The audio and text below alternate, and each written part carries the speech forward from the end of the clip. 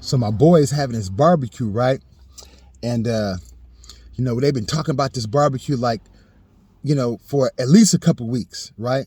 And so, they called everybody, got everybody on deck, and everybody's supposed to be at this barbecue in Sunnydale at 5 o'clock, right? It's supposed to start at 5 o'clock. That's what everybody been told, 5 o'clock.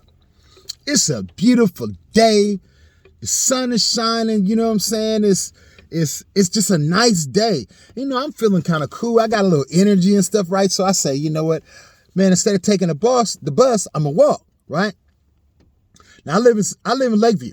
My boy living right in the heart of Sunnydale, you dig? So I gotta go from Lakeview, then I gotta go like through the Mission District to get to Sunnydale. This is where my partner spot is, right? All right. So I start striking. I'm walking down San Jose, the long San Jose Street before we get to the Balboa Bar Station. Then I'm going to hang a right and go on, start walking up to the Mission District, right? So as I'm walking, right, I get a call. Yo, man, can you stop through? You know what I'm saying? I need your help, bro.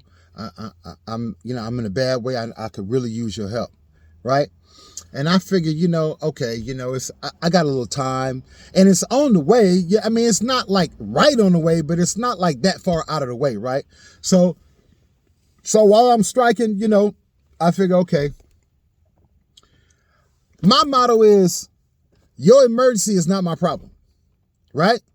But like I said, I got time. I left at 1 o'clock. Barbecue don't start till 5. Right? I figure, oh man, I got plenty of time. You know what I'm saying? Okay, let me just stop and see what's up with my partner and see what he need and make it do what it do. So you stop through, you know what I'm saying? You try to offer some assistance, and it don't take that long, you know what I'm saying? So, maybe 20, 30 minutes, right? And you figure, okay, cool. I help my homeboy out. Boom. I'm back striking, right? Okay, so by the time I get to the Mission District, right? It's hot, all the pretty girls is out, you know what I'm saying, looking good and they smelling good. And for some reason, this don't never happen to me, but for some reason, all of a sudden, the girls is all, all on me, right? They trying to holler at me, they talking and, hey, what's up, cutie? What's going on with you? Where you headed to? Why don't you come over here and kick it with us? Blah, blah, blah, blah. That don't never happen to me, right? So, I'm trying to maintain my focus.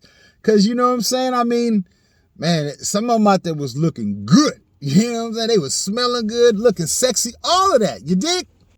So I ain't no punk, you know what I'm saying? I was kind of lightweight hollering too, but I'm steady moving forward. You know what I'm saying? But what I've noticed is that I started to slow down a little bit. Because I'm not trying to walk all fast. I'm trying to holler a little bit too, you know what I'm saying? And then, a couple of girls like, hey, what's going on with you? You know what I'm saying? You want to come kick it? So, I got a number 2, you know what I'm saying? I got a number 2, but what I've noticed is I've drastically slowed down. I'm still striking, but I didn't slow down, right? And I'm like, okay, man, I need to keep it moving, you know what I'm saying? And so once I get past Mission, right, and I make that right, and I'm going up, I think it's Geneva. I'm going up Geneva, right? And so while I'm striking and I'm going through Geneva, and on the corner, when you get so far down Geneva, on the corner, there's a 7-Eleven corner store, right? So I'm walking and I'm striking. I'm walking. I mean, I ain't got no money, so I ain't finna stop, because I'm trying to get to where I got to go, right? And so as I'm walking, I see the stores being robbed. Oh, so I ain't even trying to look. Now I'm really trying to strike because that ain't my business. You know what I'm saying? I'm just trying to do what I got to do. Wouldn't you know it, soon as I get like a block past the 7-Eleven, here come the cops, right? It's like 3 or 4 cops. Woo, woo, like 2 of them passed me. And then I kind of look and I keep going. I say, no, I'm like, wow. And I kind of shake my head. But then here come the last cop car. Hey, you come here. I look, I'm like, oh, come on. Because I know what this is going to be. This is going to wind up being another distraction right? Now this distraction is probably gonna take like at least 45 minutes to an hour before they gonna let me go and decide that I ain't have nothing to do with it, right? So when they finally let me go, here, now I keep striking, right? Because I'm trying to get to my partner house. By now it's about like 3:30, 3:40, right? So, I got a little time and now I'm trying to chill, I'm trying to calm down because it just went through with the cops, you know what I'm saying? They kind of got my nerves bad and all that. So I keep striking. But then here comes another distraction. So I had to turn a light on, y'all. It was getting a little dark. So when I finally get to the beginning of Sunnydale right now, my partner stay Sunnydale is big, but he stays like about maybe 15 blocks into Sunnydale. But when I get to the outskirts of Sunnydale, right, let me tell you something about Sunnydale. Sunnydale's the type place, man, you can get anything you want in Sunnydale. You know what I'm saying? If you want drugs, you get drugs. You want to party, you can party. You want to drink, you drink. You want dancing, you want sex, you want whatever you want, man, you can get it Sunnydale, you dig? It's just that kind of spot. But if you ain't from there, don't go down there. You dig?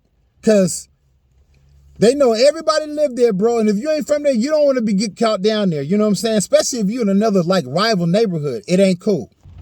So, as I'm going through, I see somebody that I know. You know what I'm saying? They kind of wave me over.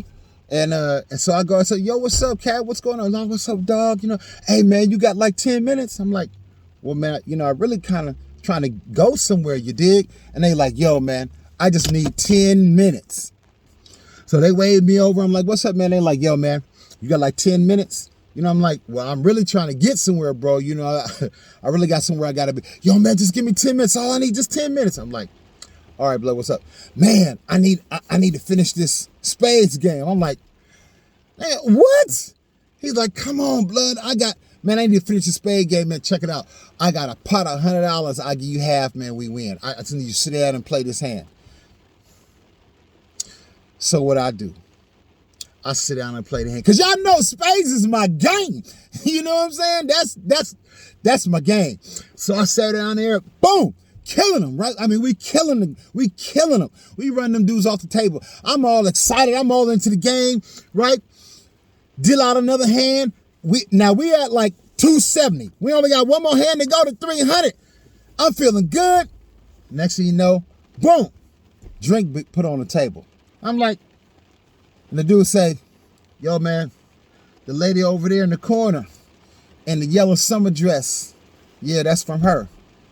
I'm like, I looked over and she was all like, I'm like, I didn't even get a good look.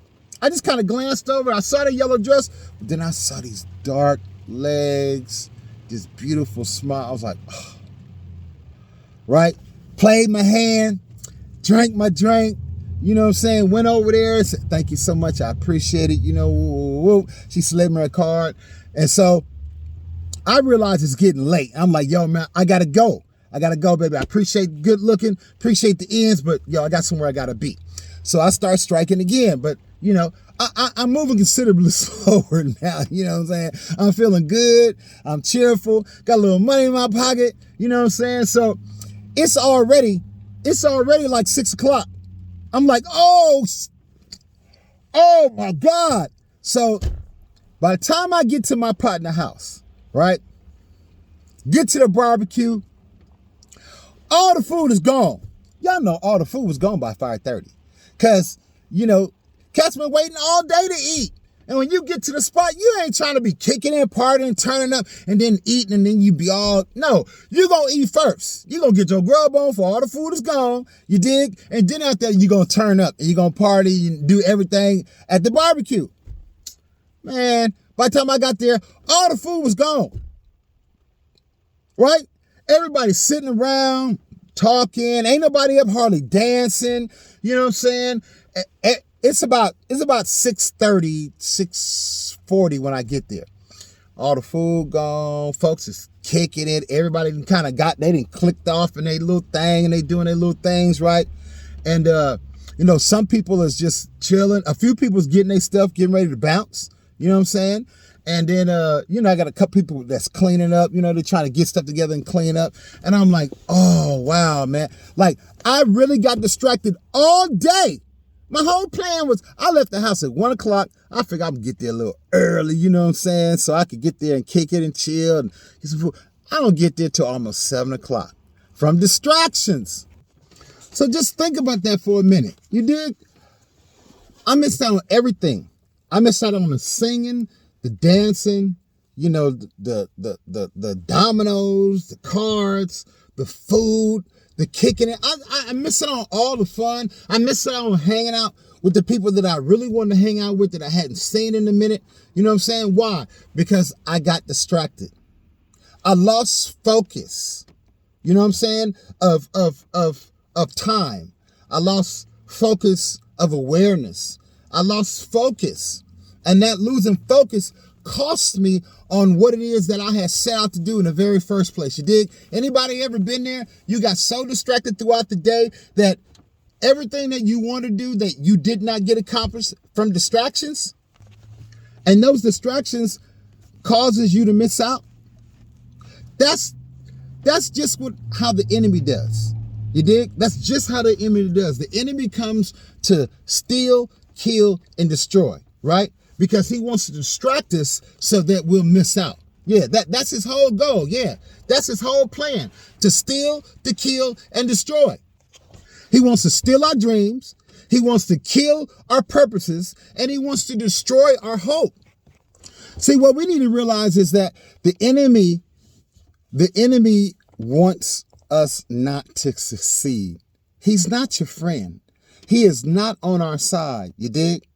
We need to realize that we're like a city that's set on a hill that can't be hid because of the light that's in us, right? That's Matthew 5:14. And when we're operating in that city, our light is so bright in the darkness, right, that it can't be hid. It shines. But when we get distracted, when we lose our focus, then our light tends to become more dim and it doesn't shine as bright. You dig? And that's a problem, because if we know we're a city and we're sitting up high so that people can see our light, if that light starts to get dim and that light starts to not shine as bright, then how effective are you and I really going to be? You dig? But what we got to do is we got to stay connected. We got to stay connected and we got to stay focused on the things of God. You dig? Because when we stay connected and we stay focused, that's when Isaiah 1:21 takes place. You dig? But before we get into the message, please like this video, share this video on all your platforms. Make sure you hit that like button and make sure you please subscribe to the channel. Turn on the bell notification so you're always notified whenever I upload content. You dig? All right, now let's get into the scriptures. So Isaiah 1:21 says, how is the faithful city become a harlot? Right? How is that? See, righteous judgment was there, right? And it says that it says righteousness lodged there, but now murderers. That's the question. See, when we're that city that's set on the hill that can't be hid and our light is shining, judgment, righteous judgment is within that city. Righteousness dwells there because we want to be right for God. We want to do the right things. We want to love people right. We want to speak right. We want to walk right. But when we get distracted, our light starts to dim. When we get distracted, our judgment starts to become weighing, right? Our judgment is not balanced, but it becomes an unbalanced scale, right? And when our judgment becomes an unbalanced scale and we're not doing the things that we were doing before when our light was shining bright, then all of a sudden righteousness no longer lodges in our city. Righteousness no longer dwells within us because now we've become unfocused. We're not studying the word. We're not praying. We're not seeking God's face. We're not trying to help others and love others and encourage and testify and witness. So because we're not doing those things, then We're not operating in righteousness, and righteousness leaves. And what happens? Murderers move in. We start doing things that are damaging. We start saying things that kill people's spirit. We start doing things that are on the lines of murder, of killing, whether it's just things that we say. Maybe it's a very thought that could be damaging. You know, it could kill someone's reputation. Maybe it's something that we entertain that other people are doing that are very damaging, and that those very things can kill someone, kill their spirit, kill their joy, kill their kindness, kill their love, kill their faith, right? We don't want that in our city. We want our city, we want righteousness to dwell in our city. We want righteous judgment and righteousness to lodge in our city. We don't want murderers to start moving in our city. We don't want to start doing things that's murderous and ill intent that'll kill somebody. I'm not talking about physically kill them, but I'm talking about spiritually kill them, emotionally kill them. That's not what we want to do, you dig? But we want to lift other people up. We want to bringing them in to show them how to pray and how to worship, and that they can feel safe when they come into our city. Why? Because there's light in our city. They know that with us is good judgment. They know righteousness dwells with us, right? But when we start doing things like the world and looking like the world and compromising with the world, then they start to say, maybe the light ain't so bright after all. And that's not what we want, you dig? So look, I just want to come on and just want to share that story with y'all as an example to say, hey, listen, don't be distracted, because God has put something in you and he's put something in me, right? So don't get distracted. Don't let the cares of this world and the enemy try to pull you away, lure you away, right? Just whisper sweet nothings in your ear and in my ear. Because if we're not careful, it's very easy to be lured away, pulled away, distracted away because of things that we see, or because of maybe there's a desire that we have in our heart, right? And all of a sudden that thing, comes across our path, and then next thing you know, we look away and we starting to sink. No, let righteous judgment always dwell within our walls, you dig? Because, we are the type of people that people look towards. They may never say nothing. People are always watching us. I find that no matter where I go, if I go to the grocery store, if I go to the gas station, if I go into the liquor store, it's like somebody know me. And if they don't know me, they didn't see me somewhere. And if they ain't see me, they looking at me like they see me. They looking at me like they know who I am. You know what I'm saying? So that's why we always have to be on guard, man. We always got to be careful of where we go and what we say to people, because we got to let our light shine. You know what I'm saying? And people can see the anointing on your life. Don't get it twisted. People can see the anointing on your life and on my life. And so if we're not walking in the things that we're supposed to be doing, it will come out, right? It will come out.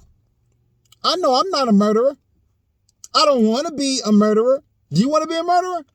I don't believe you're a murderer either. You know what I'm saying? But we have to walk and remain in God. We have to walk and stay connected to him. It's when we get disconnected. It's when we stop keeping focus.